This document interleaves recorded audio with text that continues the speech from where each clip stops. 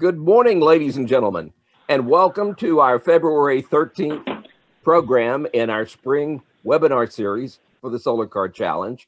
We've got some exciting topics to talk about and wonderful people for you to meet. Our first hour is devoted to the importance of battery connections. This is extremely vital for teams because our new rules require that battery terminals have locking washers on them. The significance of this can't be disregarded because in the 2019 World Solar Challenge, the Stanford Solar Car team completely had their battery pack burned down because of sparks that were being emitted in its battery pack. And we're trying to make sure that we maintain the highest level of safety. Talking to us about this is the advisor for the Prosper ISD Solar Car team, Enrique Elias, and then he's going to introduce us to his team. So we're delighted to have our Prosper Solar Car engineers with us today. And by the way, Enrique, our last session had a Wiley East High School, and they are probably watching carefully today because they want to make sure that they are competitive with you in the race this summer. So I heard Tony. Yeah, I heard Tony. Tony and I were good friends. Actually, we met first. We were doing a summer outreach program in UTD many years ago, and that's where we met. We actually ended up building a solar car for UTD at that point. And yeah, we have very nice competitive cooperation too. Cooperation. That's the word, cooperation. Let me turn the program over. Every now and then we talk what we're doing different, what batteries we're using and all that. But yeah, it was very interesting to hear his perspective.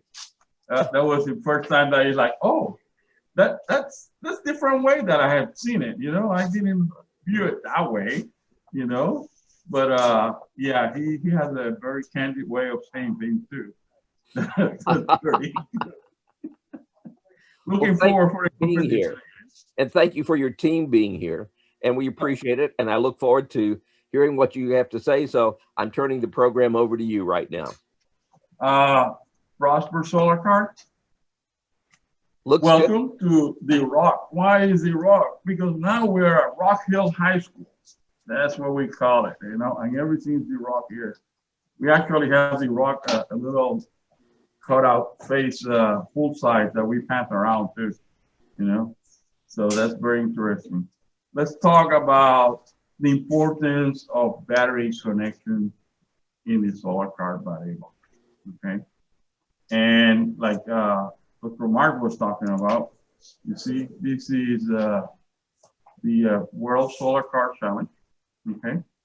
And this is a nice vehicle, Luna. Right, and this is the vehicle. A few minutes later, they were about 250 kilometers from the finish line. All right, and that's what happened when the batteries caught fire. This time, he managed to leave the car on time, so that was good. Okay. I mean, like, it's painful just to see it, even now when it happened, even knowing that everybody is good, it's still very painful just to see what happened to them. This is the Stanford car, actually same year. And this thing that you see in fire here, that's the battery box. He managed to take it out first. So took it out of the car only in time when it was hot, and it actually caught fire. So we did something that can cause fire. It's very dangerous, okay? And we need to be careful with this, all right? So what will be the reaction for everybody? Everybody's reaction to see all that. First is like, oh, I'm sorry. I'm sorry it happened. It's scary. And all that. Second reaction, I guess, from a lot of people in Solar Car Challenge says, so what? We don't use those cars. We don't use those cars. Those cars are different. This is the Solar Car Challenge in Australia. We don't do that. It will never happen to us. But as we know, 2018, how they got fired, you know, and they managed to actually put the car together and get it to finish line, which was nice because we were getting to Crown Place that year. So they actually got with a car there. So that was very good. Same year, we had Allsame melted the battery terminal. Okay, so that's definitely one more problem there. That one didn't catch fire, but it had battery terminals loose. Rocketeer, 2019 was the last year we competed here in Texas Motor Speedway, and the Rocketeer got fired. You know, small fire, nothing hitting the news like you see it on the other one, but nevertheless was fired. Okay. Energy Odyssey lose main power, and because they have loose connections, you know, and it's difficult. It's a shame, you know, that you work so hard in a car, you put this many months, all this work, all this money, all of a sudden you lose main power. But I mean, they managed to fix it, get it on, keep moving with it, but still is something that we can avoid. All right. And Dr. Marks know me, a lot of guys know me. I'm really very strict with a lot of things in the way we do things, you know. And when we talk about that, 2019, we said, you know what, we're going to open all the batteries. We're going to check all the connections. We don't want this to happen to anybody else, which was the first time that we have done that in the Solar Car Challenge, open the battery box after we started. He said, you can open it, we can open it, let's open it, let's check. And I was totally confident, said, oh, they're wasting my time. Why would I go and waste my time? But guess what? Prosper Solar Car had some loose connections. I said, what are you talking about? Hold it, this is a real problem, you know? It's a problem that happens to everybody. And I have my kids tighten those terminals, and I know they did, you know? I think so. I remember as well as I can. But you see, that's the problem. The problem is that we are counting on people remembering stuff. People remembering, oh, I'm going to do my job right. I'm going to do it every time. So that's a problem, you know. This is actually from 2019 too. If not, it wasn't Prosper, but that's what a loose terminal looked like. If you just look through it, it doesn't look anything particular, but you start doing that. I wish we could take some infrared camera and check the temperature of those terminals. That would be very interesting to see how the temperature, how it affects all those temperatures there. So possible causes for those fires. What are we talking? And I don't think everybody has done complete analysis of that, of all these fires that happen. Two reasons. One of them is like we're so down that we jump to conclusions that, you know, battery was bad, terminal was loose. We just don't jump in there, or we don't have the expertise to do a good analysis of failure. Okay, but we think like there's some loose connections, and that could be driving to fire. At least we know that a loose connection will cause some heat, and heat will tend to create fire, especially depending on what chemistry you have on the batteries. Batteries and the chemistry, depending how you heat up. I mean, we're talking summer here in Texas. We're already at 100 and some degrees out there on the tarmac. So it's a lot of heat already. But it could also be improper setup of the battery management system. Okay, that's something else that we need to do. Yes, we insist that you need a battery management system, but you need to set up correctly. You need to program that correctly. Okay, you have 100 watt battery management system. It better be set up properly. Temperature sensor. I mean, those battery management systems are excellent. They check the temperature, they change the load, they change the voltage. Now, one thing that people don't realize, low voltage on a battery, depending on the battery chemistry, it could be a problem too. When you start charging, if you charge too fast, it will create that heat there. So that battery management system, don't short out, don't try to squeeze more power out of the battery, but it properly and set it up properly there, okay?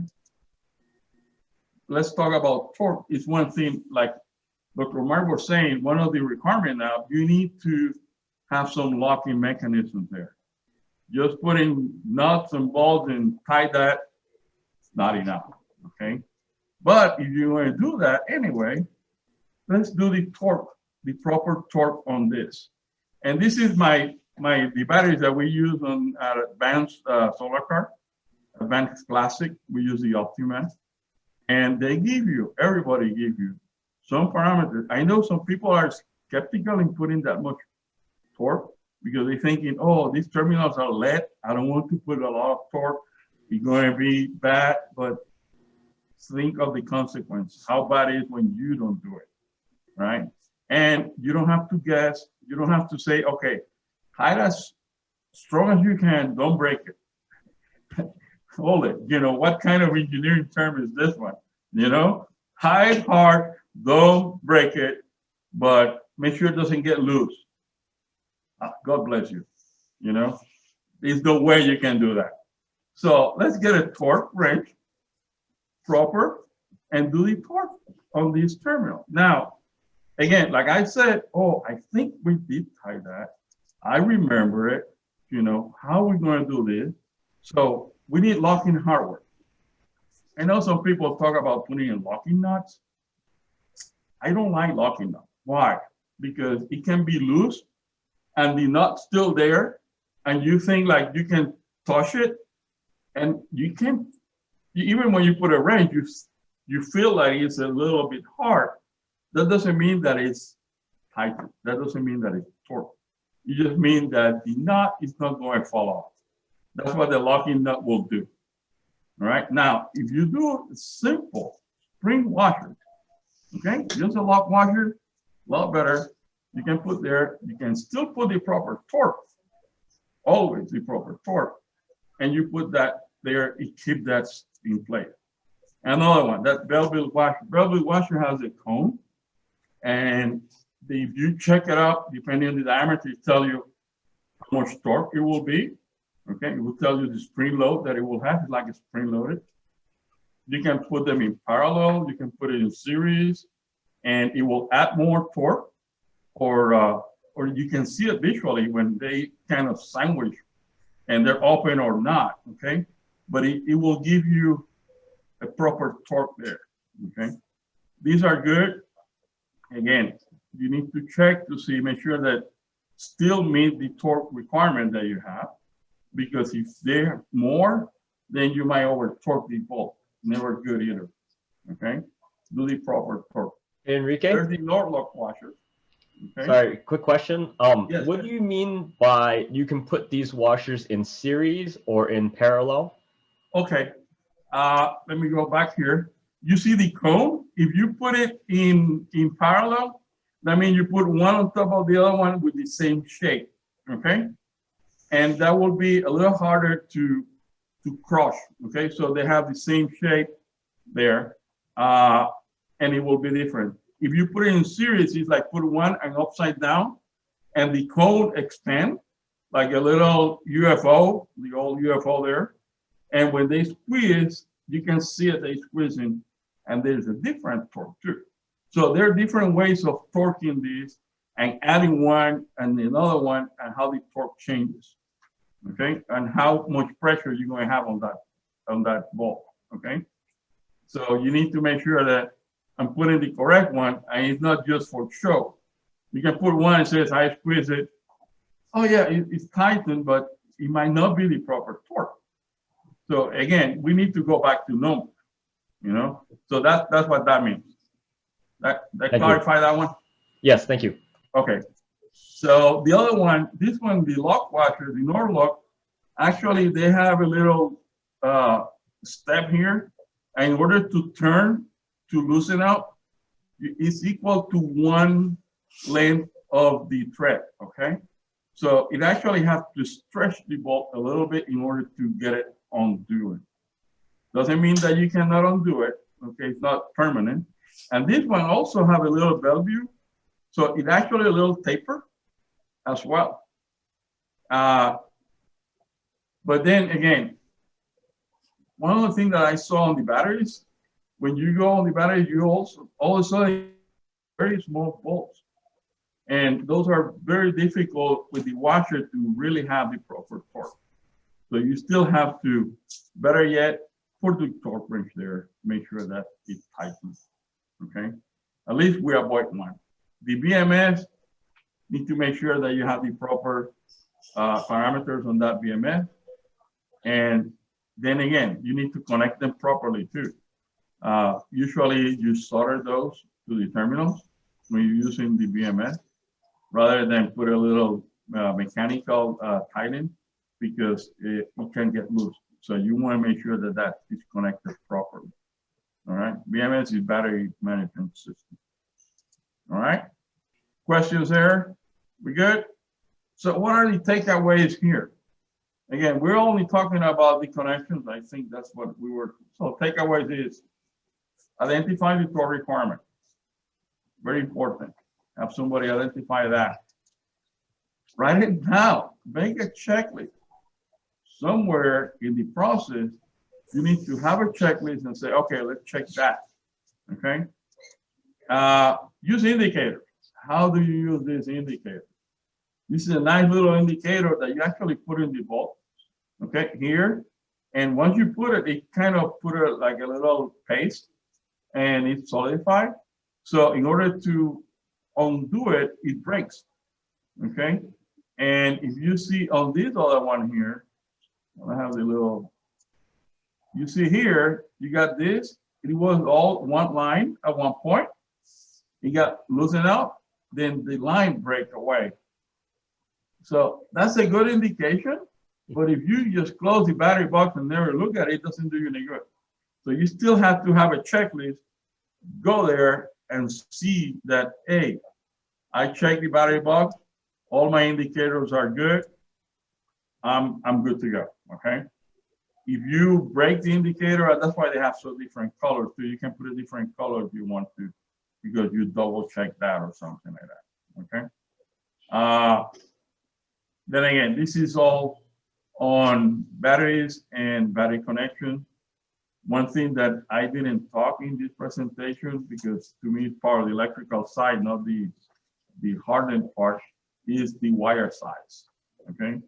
What is the wire size and what kind of connectors you have on your wires to the battery, right? Make sure it's not, when we start talking about the connection, electric connection to the battery, now we're not talking about just the mechanical side, we're talking about the electrical side. Make sure that you have enough metal contact in that terminal. Otherwise, you don't have that connection that you want, all right? Any questions here? I'm going to present you some of the themes here, but I want to address any questions you have on the terminals and how to tighten those. So if there are any questions, feel free and put it up on the chat or the Q&A. While we're waiting for questions, I will say one of the things we focus a lot on the presentation for battery terminals, but I think the same thing applies to other parts of the high voltage system, right, Enrique? I remember high voltage, low voltage too. I mean, and low voltage too. Everything is super important, especially on the solar car, that we're not that precise on the suspension. Like I tell the kids, I'm not the one riding, so I really don't care, you know? So, but it's not them, it's all these sensitive equipment you have, all these terminals. If you put it there, they're all vibrating and jumping around. And if you remember that road was at what, Kansas going to Michigan? Those things is like everything falls off, you know? And all these connections get loosened up. And if you, and you know, talking about low voltage, if you lose your brake lights, you have to stop, fix it. So it's not only one, it's all the electrical connections. And they're very finicky into, you need to make sure that you crimp everything well, that you have good connection. Are you going to solder, not solder? That's a whole new topic of technical, if you want to solder or not. There's all kinds of people say yes, solder, people say no. I like everything soldered. But if you lose connection, you're going to lose all your effort. In either the main or as simple as the signal line. You lose the signal line, you have to stop, start troubleshooting, and your car's not moving until you fix that, you know? Yeah. If I could share a story, back in 2005, when I was the Walnut Solar Car advisor, we were running on the road and we didn't have a problem with our battery connection, but the judge that was with us had noticed sparks coming out of the back of the car. and when we pulled off of the road, they actually went and we checked the motor connections, and it was very hot, and it was because there was loose motor connections, which really killed our efficiency and could have caused a fire as well. So certainly not just the battery connections. Looks like there's a few questions coming in. There's a question from James Summers.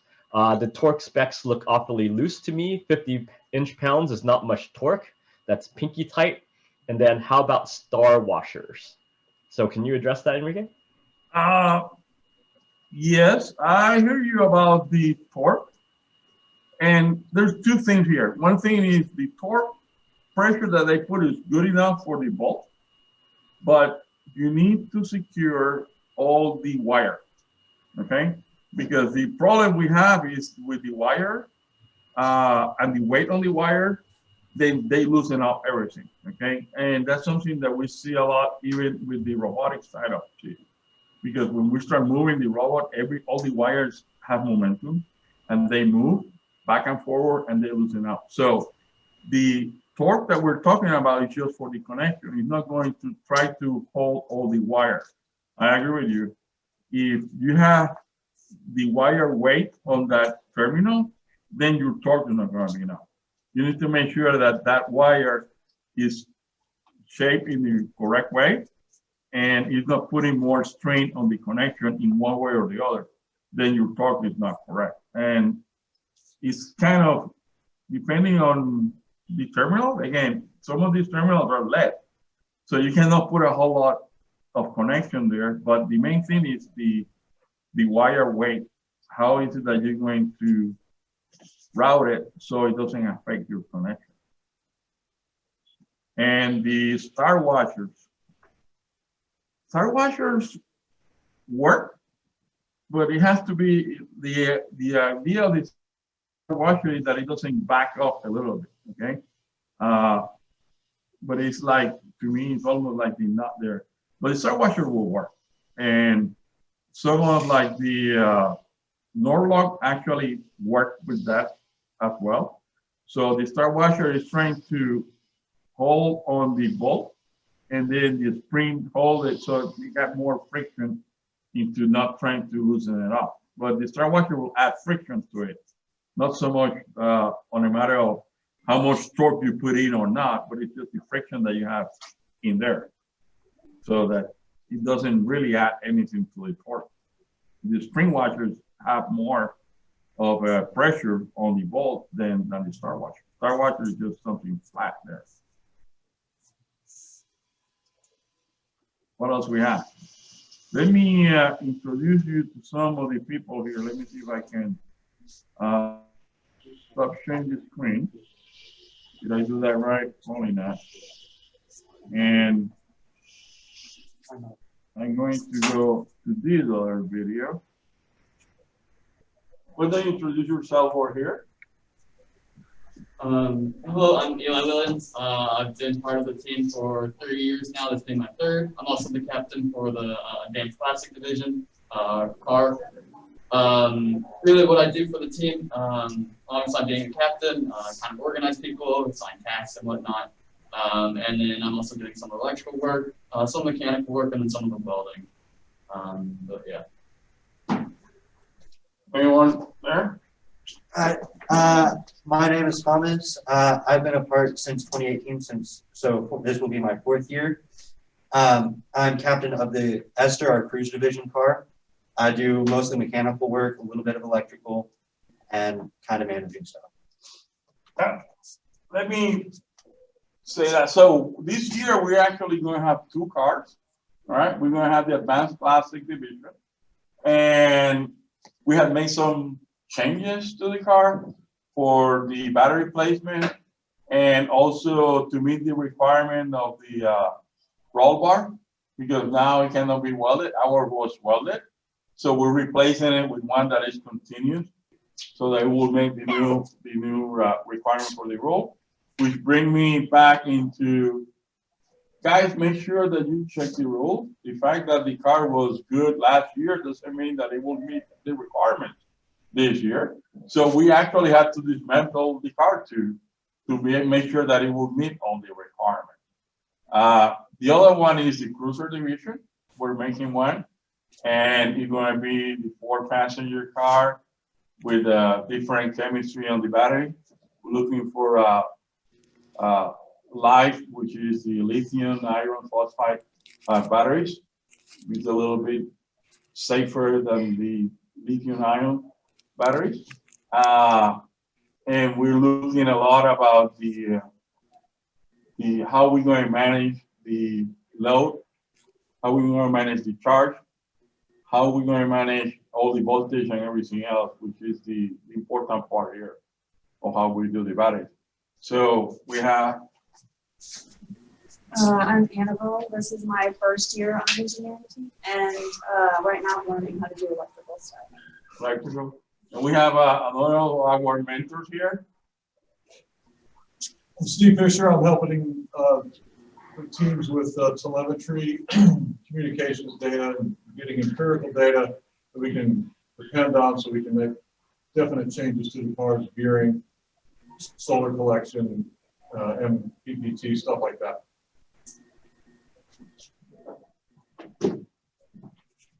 Jackson, this is my 1st year on the team.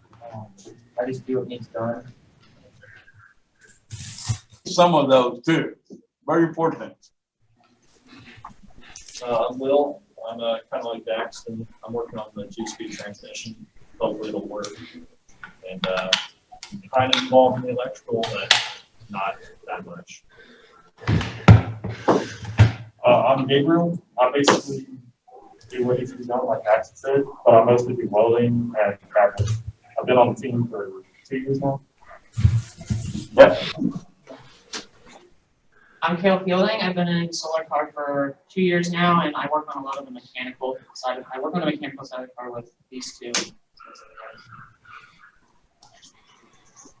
My name is Cole. I've been on the team for 2 years now. I work on the mechanical side, which at the moment is helping with the solar array. I'd like to take you guys to the shop. I don't know if it would be better if I drive the computer there or if I sign up on the phone. I might try to sign up on the phone, see if we can do that better. All right, can you hear me? Yes. Uh, And by the way, you have a fine looking team.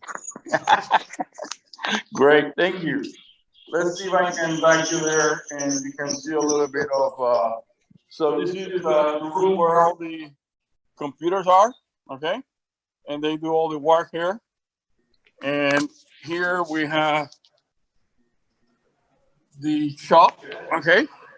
Where we have all the machineries that we have. We have some CNC machines that we can do some work. And here, obviously the car is on pieces. Like I said, we have, so this is a fact here. We strip it down to the bare, okay? There's all the steel here, and we're going to change the location of the battery, and we also going to make sure that we meet all the requirements for the roll bar. All right. Is there anything you guys want to see in the card or explained by anybody else here? Enrique, it looks great.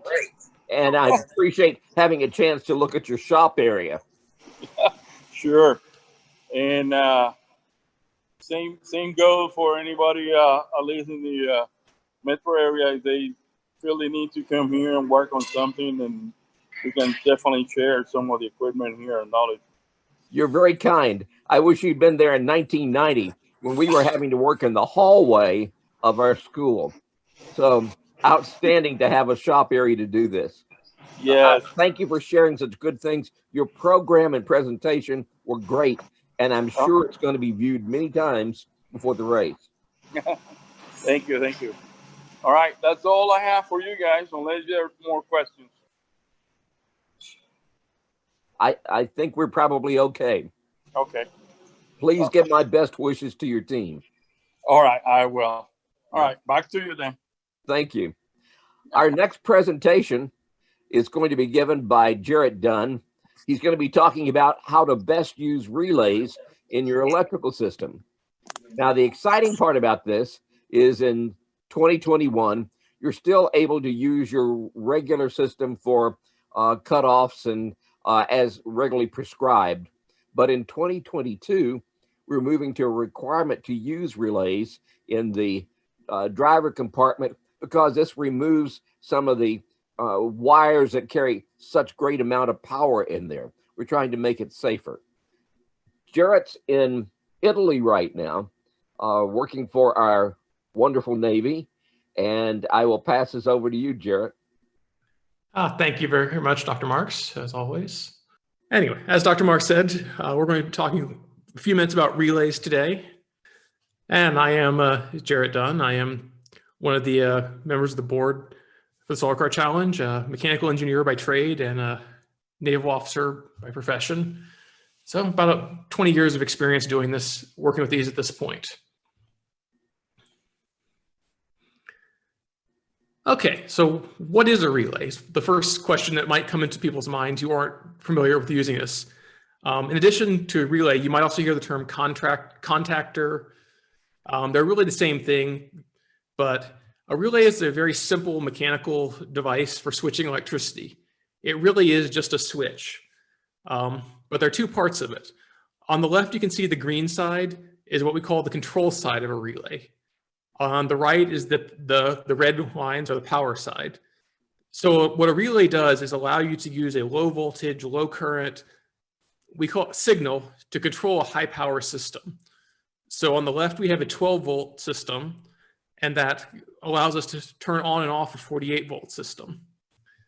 So we have the switch at the top, provides power to a coil of wire, which creates a magnetic field, which pulls down a plunger, which closes the switch in the 48-volt system, which the animation goes. When the switch is closed, a magnetic field is created and pulls the plunger down. When the switch breaks, opens the circuit, it releases the magnetic field, and the circuit reopens. So hopefully watch that animation again quickly, if the computer wants to cooperate.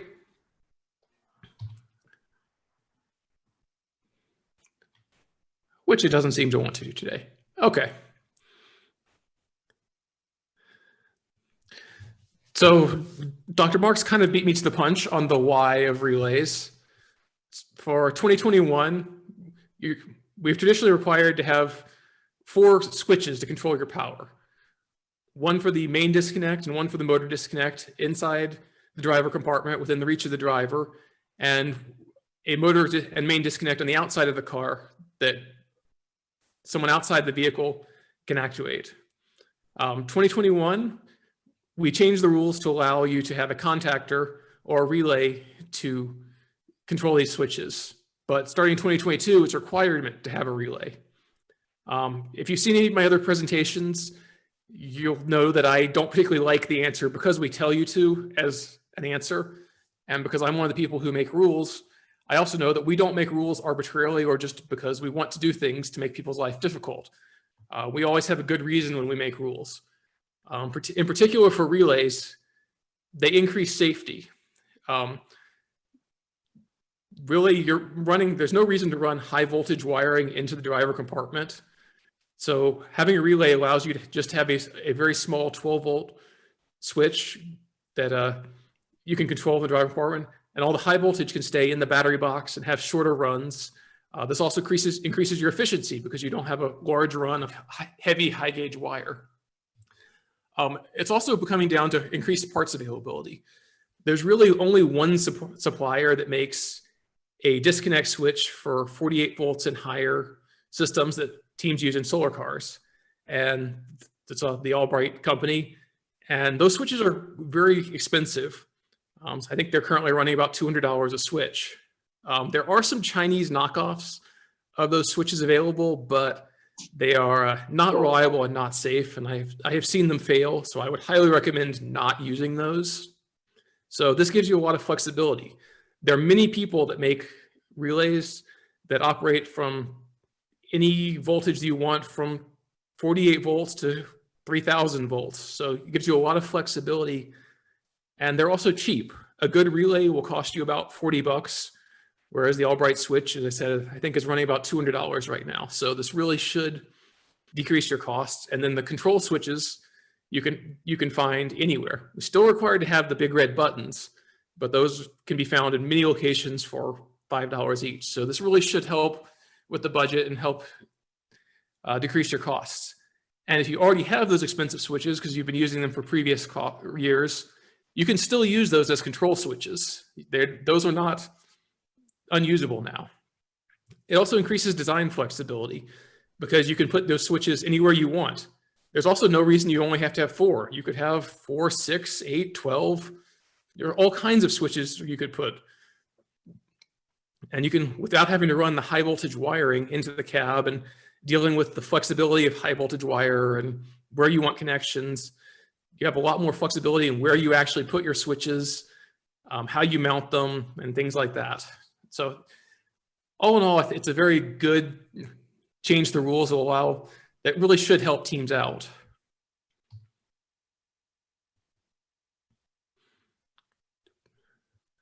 Okay, well, when considering relays, there are a couple of things that you want to look for.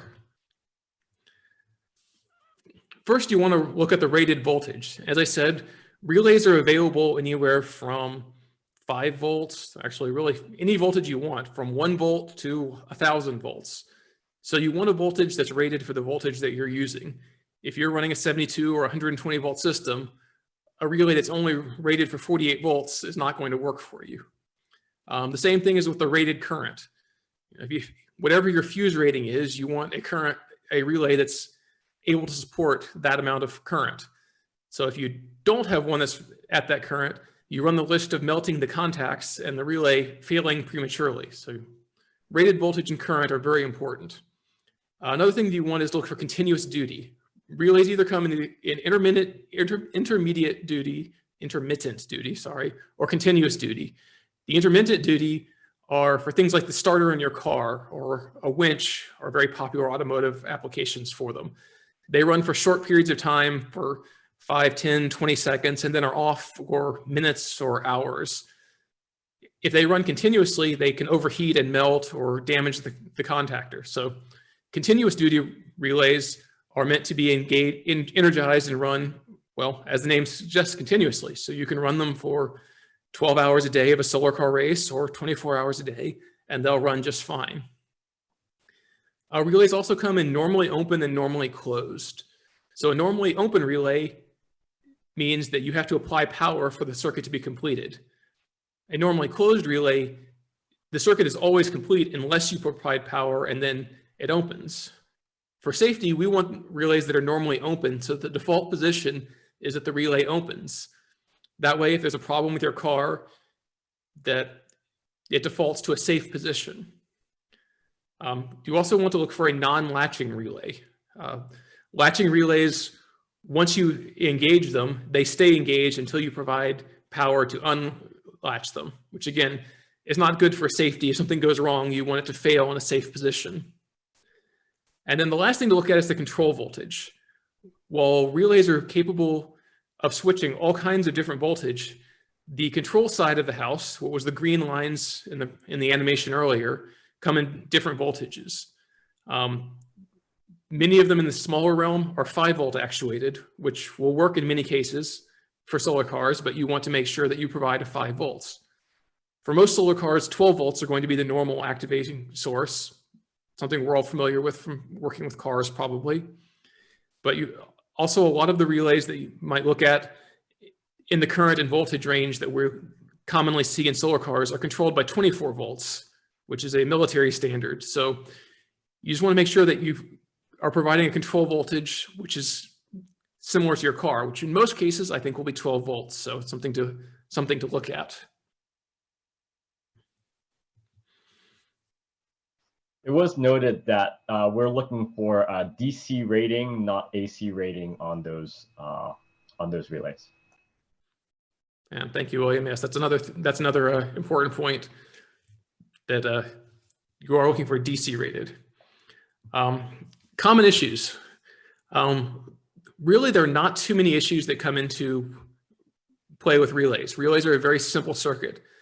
The two things that might happen that are commonly cause issues with relays are you're not providing power on the circuit side, or the circuit is failing to close. So it's a very good idea on your control side to put a light or some other indication to provide feedback that you're getting your 12 volts through the circuit on the control side. The other side is if you're not getting, the circuit's not closing, a continuity check across the poles of your power side if you suspect your relay might not be working. But really, those are the two main issues that you get with relays. They're very, very simple, very reliable circuits.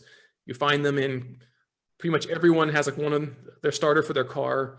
You see them in golf carts, electric vehicles, all over the place. So we don't expect to see a lot of issues with them.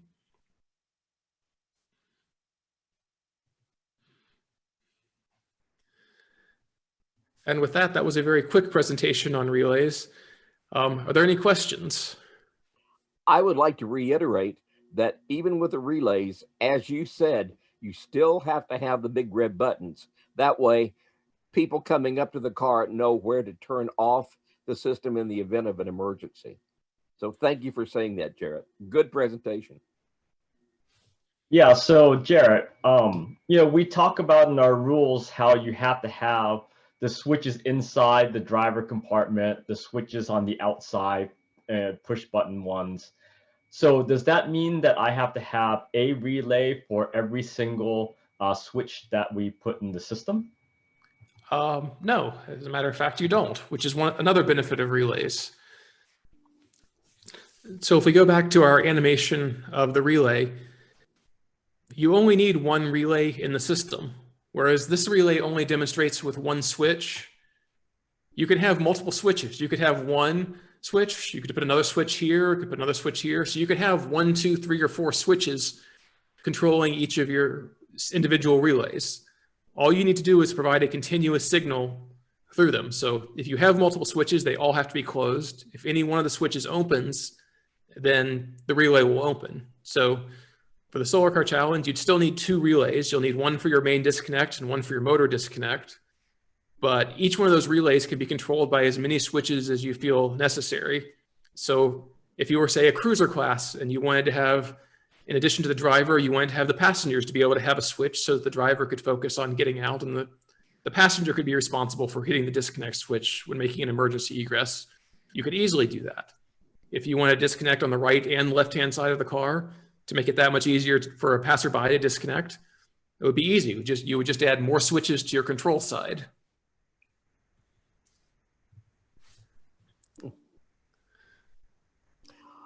Our next topic for discussion, if there are no more questions regarding to the relays, and by the way, you could always send an email to me with your questions and I will direct it to Jared or the other members of our staff to work with this. Our next topic is something that's often overlooked by teams They think they put on good lights, whether or not it's turn signals, hazards, or stoplights, but they may not be visible. And to give us a presentation on this, I'd like to introduce Michael Foray, one of our board members who is going to talk about this. Michael? Well, thank you, Dr. Marks, for the introduction. As he pointed out, I am talking about the importance of proper stop and turn signal lights.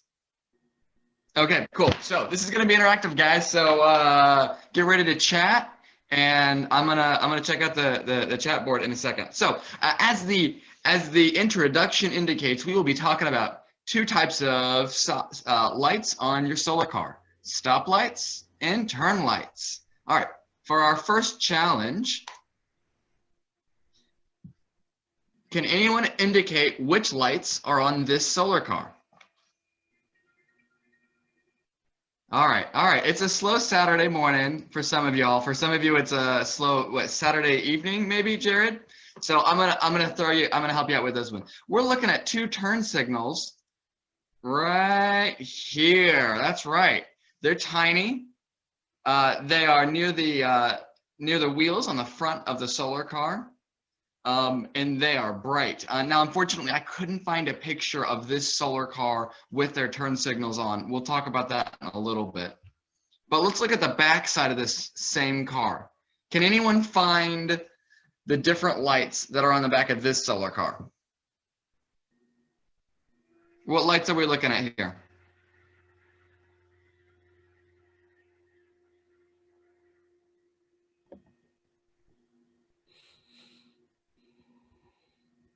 Is it crickets, William?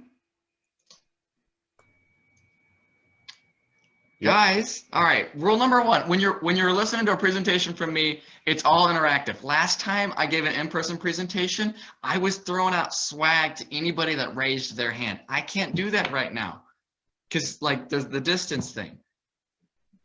This is gonna be kind of rough. All right, so we're looking at turn signals right here, and then also look at that. We've also got brake lights in the back. All right, let's move on to the next one. Oh, this is the side of a solar car. Check this out. Okay, so which lights do we have on this solar car? Nothing, guys. Oh, all right. You got a turn signal. Turn signal. Yes, there's turn signals. Thank you. And the turn signals are what? They're on the front of the solar car. Now, this is a picture of this, like a isomorphic on the front corner, right? Well, notice there's no lights on the side of the solar car. Can y'all see my mouse? Is that something that's showing up, William? Yeah, there's nothing along the side of the solar car here, right? We've just got a couple on the front. One here, one here, and you'll have to take my word for it that they're turn signals and not that you don't put brake lights on the front of your solar car. All right, let's go check out another one. Same solar car, back side, and it's hard to find a picture of a car braking, but I managed to do it with this one. All right, so what are we looking at here? What lights do we have?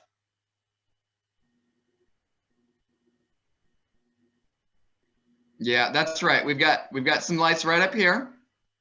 And then we've also got these big suckers here. Now, you can't tell from the picture, but this picture was taken from across the parking lot. There is a really big distance here, and I had to zoom in a lot. You notice that we brought in a lot of pixels and JPEG artifacts up here. Yeah, we're really far away from here, but you can still see these lights aren't particularly thick, but they're still really freaking bright.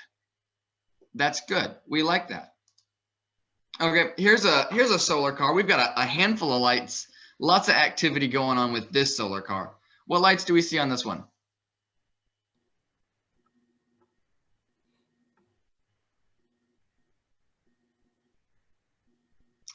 Turn signals and headlights. Turn signals and headlights. So I know what you're thinking. What? Headlights? Actually, yeah, they probably are headlights. We don't require headlights.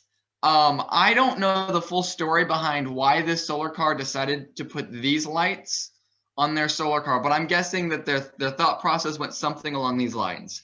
We need turn lights, and we need to buy them and install them. So, yep, check the box. We got these amber lights here in the corner, and they probably went to an automotive shop or a go-kart shop or a I don't know, maybe these were ripped off of like a golf cart, perhaps. The golf carts don't have headlights either.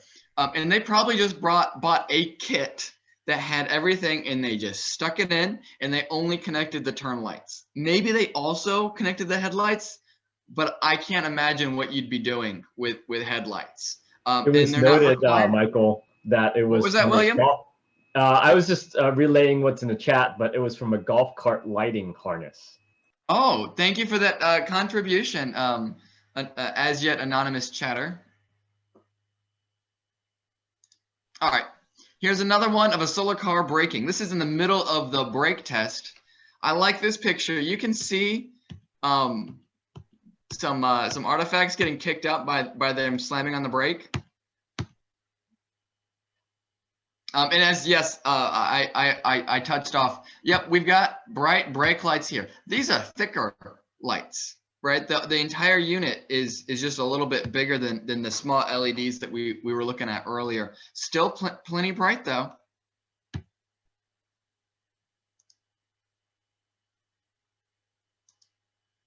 Okay, so now that we've talked about the type of lights that we need, can anyone tell me how bright they actually need to be? I've been using vague terms, across the parking lot, or super bright, or, talking about the JPEG artifacts. You can't measure brake brightness by JPEG artifacts, right?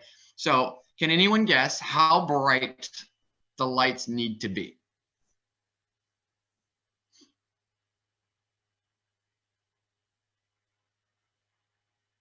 This is the part where you type into the chat window. You can guess wrong. I'm not actually looking at the chat window, so I'm not gonna know who's. Jared, you should guess. All right. Visible from 100 feet. All right, I see how it is. Oh yes, thank you. The number 100. That's a really good guess. And you're close. The number 100 is important, and it should be at 100 meters for your brake lights, and they also need to be red. And I'm going to give you partial credit on this next one, because if you measure 100 feet in meters, it gets really close to 30 meters, which is how bright your turn signals need to be. They need to be amber, though. Okay. Whoa, what about hazards? Those are in the rules too. We haven't talked about hazards. How bright do your hazards need to be? And why haven't we seen hazards? Well, it's actually really simple. You just turn on both your left and right turn signals, and that's your hazards. So your hazard signals are exactly the same as your turn signals. You just have to make sure that you have them. If you're thinking of designing a system where you've got one little toggle and you press it left for the left turn signal and you put it right for the right turn signal, but you don't have an option for both of them at the same time, that's not going to meet our requirements. You have to have both of them on at the same time for your hazards. Now you can reuse the exact same LEDs or bulbs, right? You just have to be able to flash them on at the same time. And then, well, I missed something. How do I go back? Oh no, I forgot it. I'm gonna have to modify this presentation before sending it to you, William. These rules are found in section 5.12.1. My lawyer specifically wanted me to include that information, but it got dropped out when I was putting the final edits on this presentation. All right, so we know what type of lights we need. We know how bright they need to be. Now, how do we actually measure the brightness? And the answer isn't with a ruler. I mean, yes, but okay. So pretend that this is your solar car. I spent a lot of time putting together this vector image, and you got to use a little bit of imagination. So this is the top-down view of your solar car. You can see, like, this is the front because of the amber turn signals. And then in the back, you've got your red brake lights, right? Now, you also need turn signals in the back that are amber. I left those out. So this is your solar car, and this is you. You stand in the back of your solar car and you walk straight back. Then you take a 90-degree turn until you form a 45-degree angle. And if you are 100 meters away and you can see your brake lights, then you're solid. And if you're 30 meters away for your turn signals, then you're in a good spot. But you got to have that 45-degree angle, and you got to be 100 meters away for your brake and 30 meters for your turn signals. Now, in the front, it's the exact same situation, but you're just testing out your turn signals. You don't put brake lights in the front of your car. You can give it a shot. You can take some pictures and post it on Facebook, but then just take it down before you show up at the race, because you don't need brake lights in the front of your car. Okay, so this is from a top-down view. If you're walking to the side, to the left or the right of your solar car, like imagine you're being passed and you want to make sure that your turn signals are visible for somebody 45 degrees passing you. Okay, what if someone's coming up behind you and they're taller than you? So measuring your brake lights, part 2. It's really hard to draw the side of a solar car. So I just imagine you've got a car and this is your solar car. You need to be able to have 15 degrees of clearance from the back of your solar car. So if you've got a car coming up behind you and they're much taller, they have to be able to see from a 15-degree angle, or if there's somebody really tall. The biggest obstacle to the 15-degree rule, and I didn't indicate this very well, is if you've got a solar panel that extends far beyond the back component of your solar car, way back here, in the solar panel itself is blocking the visibility of your turn signals. Okay, so I didn't forget the resource section. You can go to this link to find the actual rules of how bright your solar your lights need to be in the angles. And if you're looking at this from the future, then maybe we are going to change the rules in the future. So check this out if it's much beyond the year 2021. We've got more resources and workshop recordings for you. So go ahead and check that out too. And I'll open it up for more riveting questions and interactive stuff at the end. William, are there any riveting questions? There are not currently any questions, but if you have any questions, please feel free and put it in the chat or the question and answer. And you can always send an email to me afterwards. Ladies and gentlemen, all right, we've covered our topics, and I want to thank Michael Foray for doing a splendid job with lots of good visuals. And I want to see that solar car that you pictured with that solar panel on top of it, Michael. I hope we get a cruiser class, something like that in the future. We've had some exciting presentations today, hopefully designed to be able to help you be better prepared for the 2021 race. We have another presentation in 2 weeks where we're going to be focusing on aerodynamics. Mark Westlake with our team in Minneapolis is going to be carrying that, and Mark is an expert in the area of aerodynamics. So if there are no other questions, then thank you for being with us on this Saturday, and I appreciate your participation.